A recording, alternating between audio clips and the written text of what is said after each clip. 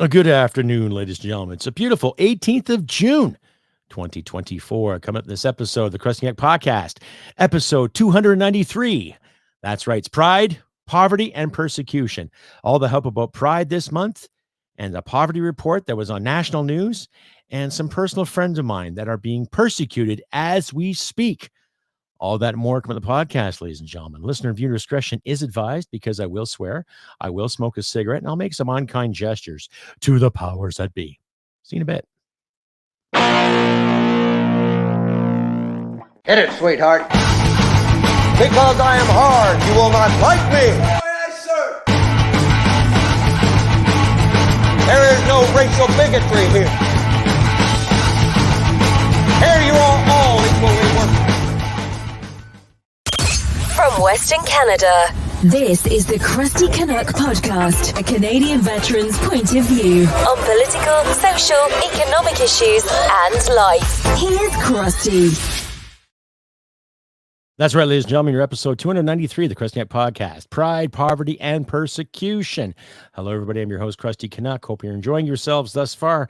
And this podcast is also brought to you in part by and supported by the Veterans for Freedom Network. That's right, Stand 2, Veterans for Freedom. Link will be in the description. And coming soon, Veterans for Freedom Television. Like-minded individuals such as myself and yourselves and all that, we'll get to download some great programming coming from veterans and other Canadians like-minded in the name of freedom, freedom of speech, and all that other good stuff. Hi, everybody. I'm your host, Crusty Canuck. I tried a new title card thing there, too. Download another free thumbnail maker. Didn't work out as well as I planned. Needless to say, it was kind of frustrating, but I had to put a thumbnail up just for shits and giggles. And if you like and hear what you see, please click like and subscribe. Share this content over your social media platforms. Do not be shy, ladies and gentlemen. Please get the algorithm out there. Help us Canucks get our words out there. And a special thank you to Alex, who gave me a wonderful donation the other day, especially individuals that gave me donations on my last video. Thank you very much. Thank you. Thank you. Thank you. Very, very, I think her name was Carol. Thank you, Carol, and thank you, Alex, for your lovely, lovely donations. Much appreciated. It will help me this week when it comes to gasoline for my truck, getting to work. But thank you all so much. Like the title card says, ladies and gentlemen, episode 293, Pride, Poverty, and Persecution. So we'll start with pride. It's pride season, ladies and gentlemen. That's great. Do we need a season? There are people in my life, in my circle, that are gay. And it took them some time to come out. It took them bravery and real courage because they were in positions where they might have been prosecuted and or persecuted.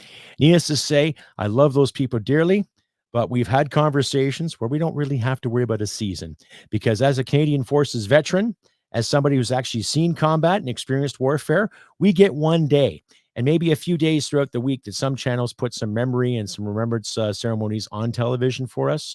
But we don't get the likes of a whole month or 3 months to remember the sacrifice of the people of this country that paid the ultimate price.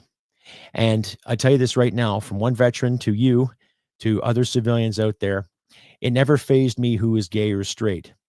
What fazed me is they wore the uniform and they did their job to the best of their ability. That's simple.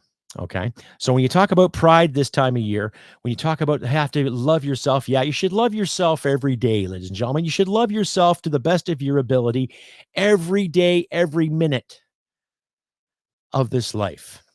Okay. And of course, there's always news rumblings every year now, the past 5 years, where someone would do skid marks on the sidewalk, or someone would drop a pride flag, or someone would rip up a pride flag or whatever. Get over it. Because I was really offended during the convoy when I'd see people tearing up the maple leaf, when I would see people deface our flag too. Now, it's not a crime in Canada to burn your flag. In some cases, it should be. In other cases, it shouldn't. But I'm also a firm believer in freedom of speech and expression. Okay? That goes all the way, not just for one group over here or one group over there or this group or that group and everybody group. Old MacDonald had a farm, right? It doesn't effing matter to me, ladies and gentlemen. Okay. Nothing wrong being proud of your accomplishments, but enjoying your own sexuality, living in your own skin to me is not really an accomplishment. It's a way of life. You either like the steak or you don't. Okay, great. Doesn't faze me. I don't look at coming out of the closet or changing your identity as an accomplishment. It's a step in bravery. It does take some courage. but the truth will prevail one way or the other. So regardless of how you decide you want to live your life, you go ahead and do you. Do the best of your ability. Do what you can do. I don't care who you love. I don't care who you sleep with. As long as it's consensual and two people get along and you're not hitting each other and taking your stuff, then we're fine. Doesn't matter if you like it this way. Doesn't matter if you like it that way, or here, or there, or up there. I don't give a shit. Right? As long as you're not screwing with other people's liberty and their freedom to choose and to explore on their own terms, everything's just Jim F and dandy. But of course, this time of year, we can't say this. We can't say that. We can't express this. We can't express that. Why? Because someone might get offended and cry in their cereal. And what do we have to do about it? Tiptoe? Not this time. Not this guy, and neither should you, ladies and gentlemen. You shouldn't have to tiptoe around anything. Now, if you go to your way to hurt, let's say, a young man who is obviously homosexual or who admits to you that he's homosexual, and you give that young man a hard time for being gay, then you're a dick or a bitch or whatever. If you don't, then fine. Nothing wrong with that. But in turn, if that young homosexual comes up to you and gives you a hard time for being straight or for being white or for being black or for being whitewashed or brainwashed or an apple or whatever abbreviation they come up with to counterculture reality, then you basically got to tune him in. It's that simple. I'm not saying use violence, but I am saying use your head, use your noggin. Okay? I personally don't believe if you belong to a certain category of people, you deserve special rights. I don't care. You deserve the right to go to school. You deserve the right to get a job. Deserve the right to live in this capitalist society. Note I said capitalist because we all want to make some money, even though the government wants to take at least 60% of it. We deserve to carry on with our lives. Doesn't matter if Bill and Steve get married or June and N get married or June and Bill get married and they want to play with June and N. It doesn't matter. I don't care. It's none of my fucking concern. What you do in your bedroom is your business. So be proud of yourself and your accomplishments. And that goes for everybody here, not just this group of people or that group of people, for everybody. And that should be done every day. And if someone puts a skid mark on a certain flag, get over it. I get offended when people deface this, but I'm not going to go online and constantly scream to the heavens, oh my God, I'm so oppressed. Because I know what I fought for. I know what I signed up for and what my brethren signed up for, what my grandparents signed up for. Meaning you can say what you want about this and say and do what you want about that. Freedom to do so. That is paramount. And it's that simple. But unfortunately, we have individuals in this country, people that are in the bureaucracy of things and the administration of things, who just don't see it that way and want to keep prosecuting the hate speech. Well, you do that, then you have really nothing to be proud of, other than being a tyrant that you're fighting against. Stay updated and follow Crusty Canuck on Facebook, Twitter, Gab, Telegram, YouTube, and Podbean. Subscribe today and donate at crustycanuck.ca. And you're back, ladies and gentlemen, to episode 293 of the Crusty Canuck podcast, Pride, Poverty, and Persecution. Hello, everybody. I'm your host, Crusty Canuck. Just a reminder, too, if you like and hear what you see, please click like and subscribe. Share this content all over your social media platforms, too. As you can see in the little red bar at the bottom of my screen there, you can find my podcast anywhere. Just type in the Crusty Canuck podcast, and you'll see my ugly mug or my logo, and download it at your leisure, ladies and gentlemen. And I want to say a special thank you out there, too, to my new subscribers from Podbean.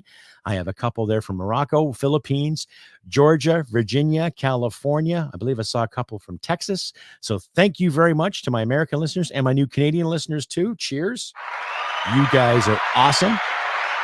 Thank you very much for that too. And if you like and you see, please do not hesitate to donate as well. Once again, thank you to Alex and Carol for your lovely donations from my last video. Thank you very, very much for that too. What I'd like to see though is if I could get maybe about 25, 30, 35 subscribers, whether it be on my Rumble or on my YouTube or anywhere else. If you can all chip in, let's say $5 a month, if I can make a consistent income of anywhere, let's say from $300 to $400 a month, that would be fantastic. That would help me a great deal. So please consider that, my lovely subscribers. Consider that too, donating $3 or $5 a month too. There's applications and descriptions in my applications in my description where you can choose from. It doesn't faze me. But I need some consistency here. And once again, thank you to the people who have donated the past couple of days. You guys are awesome. Anyway, before I blow a gasket here in regards to the whole pride thing, I'll just say again, nobody that I can think of in my life, nobody in my circle is going to go to the way to harm somebody who's gay or straight or bi. Right? A lot of people have just grown to accept it and have other things to worry about. Right? That's the thing. So there's nothing wrong with who you are. There's nothing wrong with discovering that you like this or you want this and you express yourself that way. Not a damn thing wrong with it. Right? But let's stop worrying about the identity and start worrying about longevity. Okay? It's that simple. Anyway, carrying on this episode. Pride, Poverty, and Persecution, episode 293 of the Crusty podcast. So, poverty. I saw a disturbing thing in the news today in regards to what the food banks of Canada have discovered based on how many people have had to get some groceries from the Food Bank Association. And they say 25% of Canadians are experiencing poverty as we speak. 25%. Okay. That's quite scary. And every time you watch Question Period and you watch the Prime Minister and the Deputy Prime Minister, Ms. Freeland, and every other backer, every other environmental junkie out there saying that 8 out of 10 Canadians are better off because of the carbon tax or the price on carbon or the price on pollution. Is it effective? Well, if the price on pollution is saving us, stopping from the country burning, why is a quarter of these people assessed experiencing poverty? So when I look at the whole 8 out of 10 Canadians are better off, and yet 25% is experiencing something devastating, how does the liberal math work now? Honestly, think about that.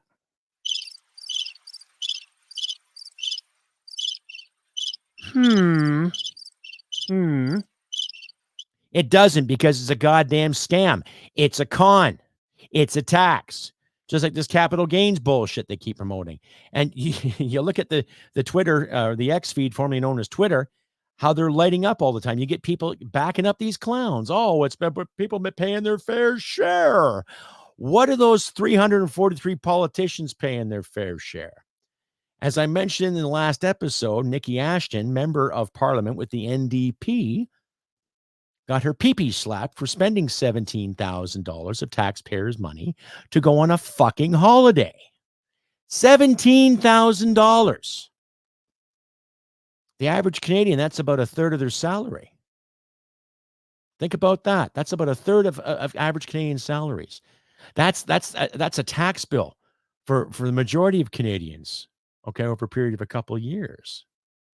Right? 17th, and she just takes it because of her family. Like she's making $202,000 a year, and she can't afford to take her kids someplace else. She can't afford this, can't afford that.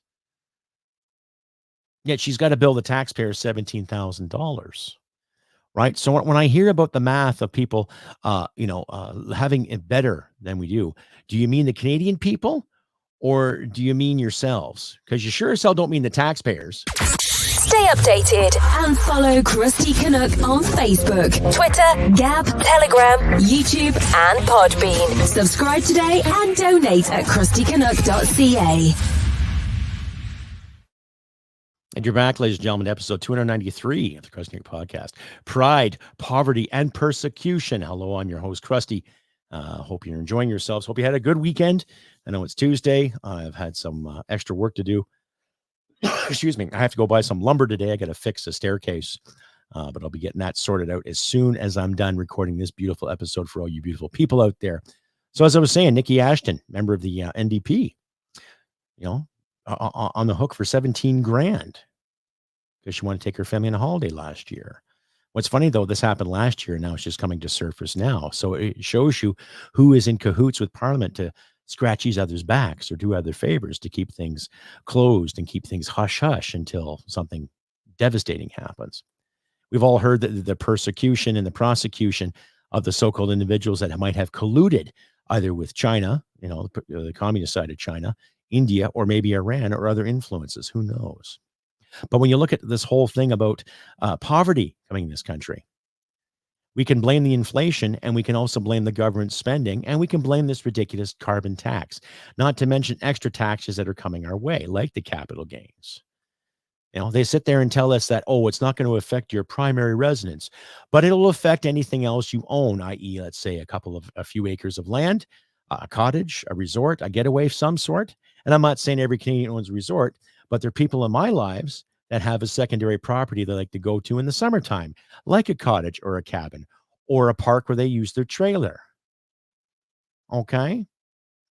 And now the government wants to dig at that too. They've even considered about digging at the equity of your own home to get more money out of you to pay their national debt. So to all those individuals on X that are holding onto your fake pearls that were either bought or given to you by the Canadian taxpayer or someone who loves you very much, get a goddamn grip and stay the fuck out of our wallets. Okay? It's that simple. That's what a tax is. You're asking the Canadian citizens to pay more. Don't worry about the rich. There's always going to be rich people in this country that'll come and go when they please. They'll decide to invest or not to invest. They'll decide to invest here and move over there. They'll put their assets here, put their assets there. Well, us regular folk, us plebes, us middle-class Canadians that have paid more than enough of their share of taxes gets it up the chuff. That's something you guys don't see. Correction. I think it's a lot of what some people see. They just don't effing care. Okay, so I'm going to read a little article here. Well, first, I'm going to play a video that was on CTV this morning about the plight of the cost of living. And like I say, ladies and gentlemen, take what you can out of it, take what you will out of it, even though it is mainstream legacy media. Nonetheless, ladies and gentlemen, they make a valid point. And we can sit here all day and talk about the pros and cons. It's just things are getting tough for every Canuck out there. And of course, some American friends too, they're experiencing inflation and just ridiculous spending on behalf of the government. Morning with a concerning new look at how many Canadians are struggling with the rising cost of living. 1 in 4 people living in poverty in this country. Those numbers coming from Food Banks Canada. It found the poverty rate is actually higher than the 10% estimated by Stats Can using metrics out of Europe. The report says 25% of Canadians cannot afford 2 or more household essentials, putting them below the poverty line. That includes 30% of 18 to 30-year-olds, 44% of single-parent families, and 42% of renters. Joining me now to discuss is Richard Mattern, Food Bank Canada's Director of Research. Good morning to you, Richard. Thanks so much for taking the time to speak with us about this report. It is concerning. The 10% not telling the full story of what is going on with Canadians. Explain. So yes, indeed. How we currently measure poverty in Canada is known as a market basket measure, which looks at a certain income level. What our study did was take an indicator, a measurement that they've used in Europe for decades called the Material Deprivation Index. We updated it using Canadian data. And from our study, we're seeing that 25% of Canadians cannot afford 2 or more household essentials. And these are essentials that the majority of Canadians deem are necessary for an adequate standard of living. And they include anything from being able to afford clothes for a job interview, being able to afford protein at least every other day, being able to get around your community. So this is what we're seeing on the ground is actually reflective of these numbers. What does it mean to be living at what is called a poverty level living standard? So what this means is people are likely living at a poverty level living standard if they cannot afford 2 or more of the essentials on this list. So as I mentioned, they include everything that, items, activities, or services that the majority of Canadians, and that's 50% or more of Canadians, deem are essential for an adequate standard of living. And that's aligned with other indicators that we've been seeing lately. We've been seeing more Canadians struggling to make ends meet. Stats Can's own food insecurity data is showing almost a quarter of Canadians experience food insecurity. We're seeing more and more people who are living perhaps above the official poverty line, but are still struggling to make ends meet in the fact that they can't afford the goods and services that people think they should be able to afford. And the report says that assessing... Now you see there, ladies and gentlemen, 30% of 18 to 30-year-olds experiencing poverty, 44.5% single-parent households, and 42% of renters. That's quite the number. I don't know about you, but that whole 8 out of 10 Canadians are better off is a load of shit. Poverty goes beyond income. Can you explain that statement? Yeah, so income measures inputs. So that is what's coming into a household. But outputs include what can they actually afford? What can they do with the income they have? And that is many things affect people, what they can afford day to day. So even though their income might be at a certain level, they could have high levels of debt, or on the other hand, assets. They might be living in a rental situation where they've been living at the same place for quite a few years and their rent is lower, or they might have just moved into an apartment where the rent is above average, what an average rent would be for the region, or somebody might have a disability, and even though their income might be slightly higher than what the poverty line indicates, they have a lot of certain needs and requirements in order to accommodate that disability. So we're seeing a whole range of circumstances that can affect people's standard of living that go beyond just what's coming in terms of their income. And when we look at who, and maybe we can pop up those graphics again, 30% of 18 to 30-year-olds, 44% of single-parent families, 42% of renters.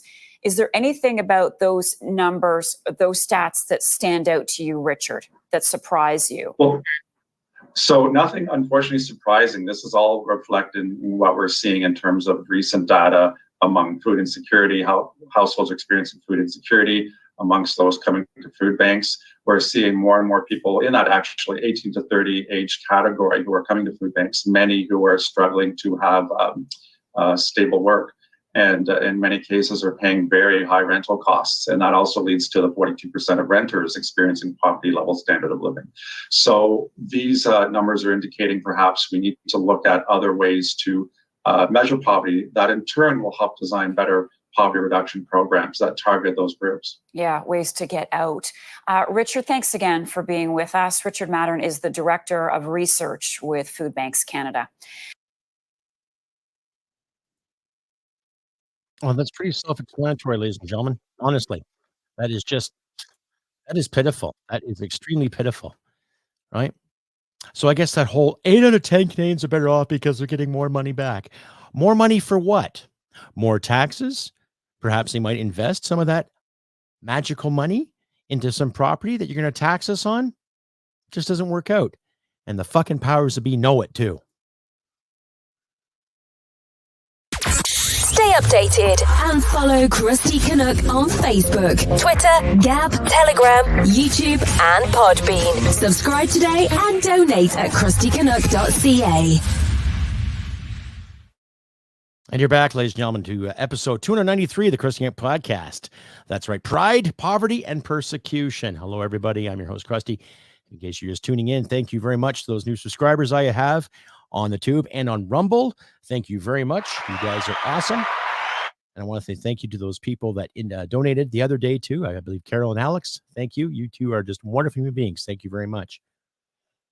Excuse me. Now, part of the persecution of this episode. I just recently found out that good friends of mine, the fine people at Northern Perspective, CYPHER and Fox, I've been on their podcast a couple times. They've been on my podcast. I shared a symposium with them that they hosted with the likes of Vesper, Marty Up North, Clyde Do Something, and Tamara Litch, one of the freedom organizers of the Freedom Convoy. And we had a great talk there a few months back. It's just brought to my attention that now Mr. CYPHER, I'm not going to mention his name because he deserves his privacy, even though him and his wife put together a video yesterday. I'll leave a link to their heartfelt video in the description. They basically just told Canada that CYPHER lost his job because of his point of view, because of the videos he has made, because of what he did in regards to him and his wife. They're just beautiful people, by the way, just a great team of individuals, and they really care and love this country, and they care about the plight of our people here.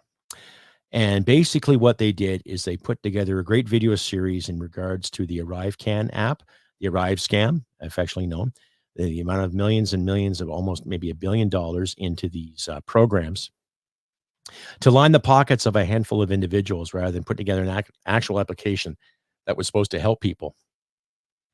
And to sum it all up, CYPHER lost his job. because I guess he worked for the federal government, and the powers that be where he worked didn't like what he had to say about certain things. So when I look at the labor laws in this country, when I look at how people are being treated, now I've said a few times to myself on this show how I lost a job because someone didn't like my opinion. Someone didn't like my words. Now, if anybody is watching who happens to work for the federal government, okay, and you don't like my words, I double fucking dare you to come and get me. If there's anybody in administration or in the bureaucracy of this elected government, and you happen to see this show, you happen to see what I'm saying and hearing me right now, I double fucking dog dare you to come and get me. I double dog dare any is out there to come and get these individuals. Really. I know it sounds childish, but then again, firing somebody because you don't like their opinion or don't like their words, I would say is even more fucking childish. Now, CYPHER and Fox deserve better attention and better respect than that. So to any administrator or bureaucrat out there that wants to let someone go because you don't like their political opinion or their point of view when it comes to money in this country, or their point of view on defense, or their point of view on the poverty issue in this country, don't add to the problem. Don't add to it. It's that simple. Because the more you add to these problems, the more and more you deserve Absolutely nothing. Exactly. So, to any administrator or bureaucrat out there that happens to work for the sitting federal government right now, and you happen to be watching this podcast or listening to this podcast, my contact information is in my description. You can find me on YouTube. You can find me on Rumble. You can find me on Apple, Spotify. Look for the Crusty Canuck podcast. Reach out and talk to me. Maybe we can have a little chat or debate or healthy dialogue back and forth. But I'm still going to tell you, you've got no right firing people because they may disagree with your status quo. It's not like the man was working for Coca-Cola and he was out handing out Pepsi flyers. It wasn't like the man was working for one battery company and he's handing out flyers for another battery company. It's all of our tax dollars that go into these administrative jobs, these federal jobs. And if you hire someone and that person has an exemplary performance record and shows up on time and goes above and beyond for you, that is what you should be worried about. Not worried about someone's opinion because you can't fucking handle it. So to CYPHER and Fox, if you're listening right now, I've got your 6. You guys were good to me. You gave me part of your platform. Because of your influence, because of your show, you helped me gain some subscribers and give me some traction. I am forever grateful. So I'm going to return the favor to the individuals that know who CYPHER is and had him fired. Give me a call. Talk to me. I'm from Ontario. I just live in Alberta. I've dealt with lots of administrators and bureaucrats and so-called quote-unquote leaders alike. And I'm still here. I'm still thriving. I intend to thrive because I have plans and there's people I know and connections I'm making as I sit here today to get things on the go. But you disrupted a family and you screwed up someone's life all because they did something on the side that you just don't like. Everyone's allowed to have a side hustle. Look what I just been talking about, poverty. People need to make some money. People need to be able to buy things like food, like medicine, and like therapy for their children if they need it. But some of you bureaucrats and admins out there who want to toe a party line or toe an ideology has just screwed the pooch on this one. And you just prove to people like myself and others out there that you're not worthy of said position and you ain't entitled to a goddamn thing because you failed to fucking earn it and you failed to use goddamn integrity to promote it. So, to the administrators and bureaucrats out there that fired my friends, I dare you, I double dog dare you to come and fuck with me. My sleeves are rolled up. I'm ready to go. What say you? Something to think about, eh? I think I'll take a break right now to calm the fuck down. Stay updated and follow Crusty Canuck on Facebook, Twitter, Gab, Telegram, YouTube, and Podbean. Subscribe today and donate at crustycanuck.ca. Anyway, carrying on, ladies and gentlemen. I'm taking a breather right now. In and out. Yes. Okay. Well, enough of this shit. Enough of this drama. To my friends CYPHER and Fox and Northern Perspective, my condolences nonetheless. Like I said, I got your six. You need anything, you guys know where to find me too. Special thank you out there to individuals like Marty up north. Clyde Do Something. You both find their stuff on Twitter. Radio Reaction. He does a great series. Northwest Cavalryman does a great series too. I'll leave hashtags and links to their work in my description as well. You can follow them accordingly. And to everybody else there in the glorious country of we have Canada, and to my American friends too, who are laughing at the absolute buffoonery that's being presented at us on a daily level. Keep up the good fight. Stand your ground. Stand fucking high. Hooah. It's that simple. Anyway, I've been Crusty Canuck on this 18th of June, 2024. I do wish good things for you all out there, even though I did challenge some admins and bureaucrats to maybe a good hockey punch-up. Would that be funny, eh? Oh, my God. Needless to say, you know where I stand, ladies and gentlemen. I want you guys to thrive. I want everyone to get along and get ahead to the best of your ability by your own means and do it with grace and pride. It's that simple. Look out for each other in these trying times. Weather is getting better here. So contrary to the hype that's going on in the East Coast right now, summer hasn't really arrived here in my part of Alberta. It's a little breezy outside, but the sun's shining and I'll be able to work outside today. So I'll be back at work tomorrow with my regular work schedule. So I will try to my best to have an episode Friday and Sunday as per. But needless to say, hang tight, do your thing, and just keep your heads up, chins up, all that good stuff, ladies and gentlemen. And like I always say, humanity and merit wins the day. Take care, and I'll see you this Friday, ladies and gentlemen. Bye for now.